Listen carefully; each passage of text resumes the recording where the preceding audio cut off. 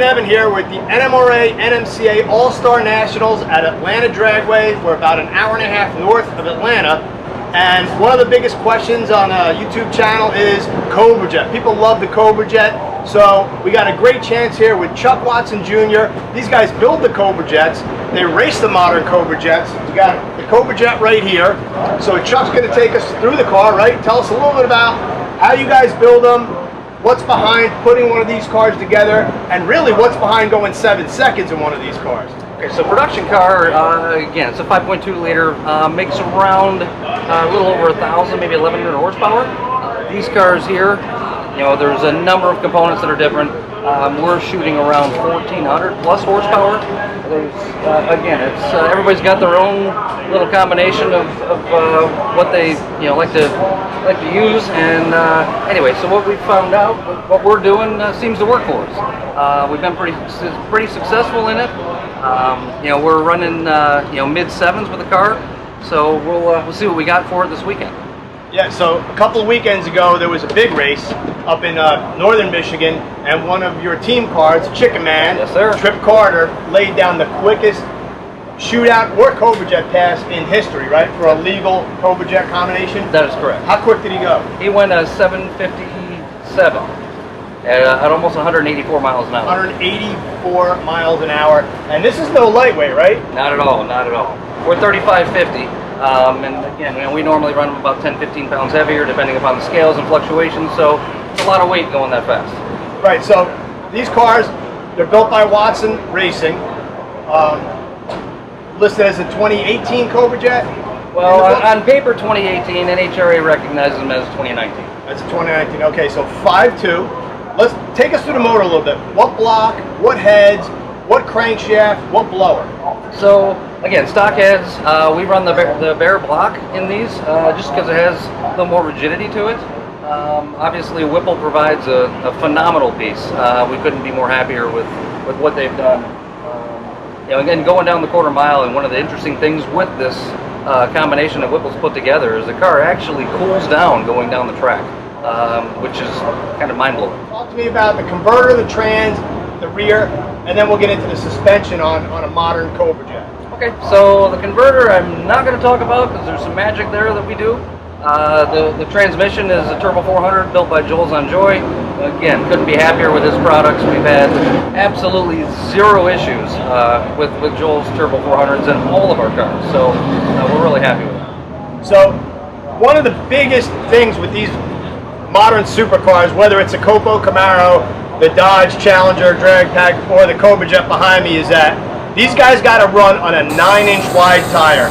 They don't have 14 by 32s out back. It ain't like a pro stock car. Small tire, and they don't run an IRS. These cars have a 4-link style suspension, but it has to be sucked under the stock rear S550 chassis, right? So how do you guys make that happen at Watson Racing? So there are a number of modifications we've had to do, to make that 9-inch axle housing work in this car.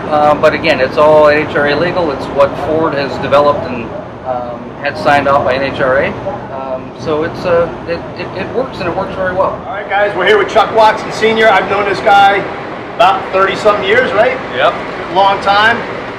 Watson Racing, Watson Engineering, these guys build the Cobra Jets, they do it all. You also race a Cobra Jet, a brand new, really fast 7-second Cobra Jet, right? Right.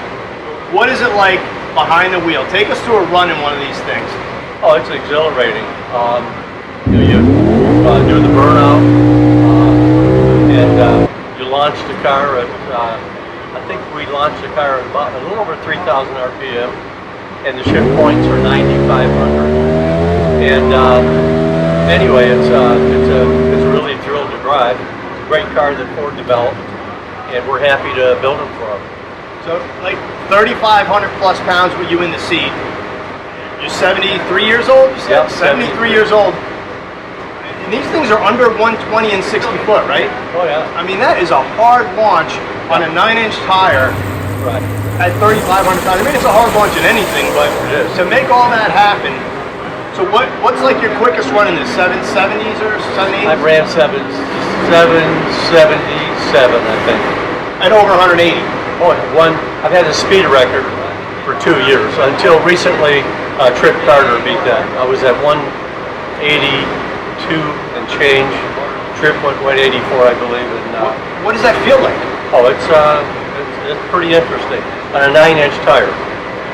So you got to really have your thing going on and pay attention to what you're doing. Because you got to shift the car yourself. You know it's an automatic. Right. You got to do the 2 shifts yourself, right? No automatic shifters or anything like No that. automatic shifters. So you come in, you put it in high gear, and what's then? You go for the parachute lever. Yep. Yep. Just before you get to the traps, you pull the parachute and then get on the brakes. And anyway, you got to think real fast. 7 seconds is a short period of time, and keeps you on your toes. I bet it does. You got first round coming up, so we're gonna get out of your hair. Yep. Good luck. Go out there and kick some butt. Okay, thank you. You're welcome. Appreciate it. All right, so if somebody wanted to take an S550 and apply some of the Cobra Jet stuff to it, horsepower, suspension, chassis, it's not black magic, right? I mean, the brakes are kind of bolt-on brakes, and there's things, obviously you guys do the cage in these things, and so you take a shell and start with a raw cage, Yep. and then bolt the car together based on what the guys at Ford Performance determined would be the Cobra Jet? Correct. So, the body itself really is production intent. From the front bumper really up to the rear. The back side of the front seat is all factory. There are some modifications that we had to do to allow that travel and get the car to sit down on top of that 9-inch stick housing. But other than that, I mean, obviously you got the roll cage, and depending upon how fast you want to go, whether it's 850 or a 25.2, 25.3 cage, there's different modifications that happen inside and underneath the car, but for the most part, it's a production car. So the production cars, the 50th anniversary cars, are low 8-second cars as delivered? Yeah, it's interesting you say that. So there's a gentleman that's actually here right now, a guy by the name of Pete Rickard, that bought one of the 2018 cars, 2019 cars, whatever you want to dub it. It's a red car.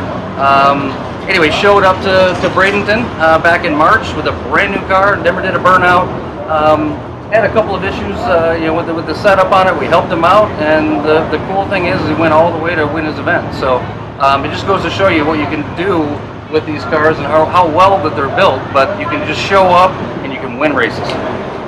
So if somebody wanted to go shootout racing and take a factory car and go to the next level, what changes have to be made? There's a number. The neat thing that I guess that Ford Performance has done is they've now put the 750 cage in the car. That's probably the biggest element that's allowed, say, the late model cars to run in this class. But there's a number of things. The brakes, the suspension, the engine, the transmission, gear ratio. It's all the performance aspects of the car that you need to modify to get to this level. Right, and one of the things you guys do for customers is do trackside support. Yep. If you do want to come out and run one of these cars, one of the things that Watson Racing does, these guys do, is they will support your team with chassis tuning, engine tuning, right? Absolutely. I mean, go through the whole car. You guys bring a crew, just a mass of people to these events, in addition to racing your own car. Yeah, we have 5 teams right here this weekend that we're supporting, and typically that's the way it works. And then on top of it, right now we're kind of the faces of Ford Performance while we're at the track, and we do what we can when we can to help out. Yep. So we got first round coming up. We'll be out there on the trackside watching you guys. Awesome. And good luck out there. Thank you so much. Appreciate everything. All right, guys.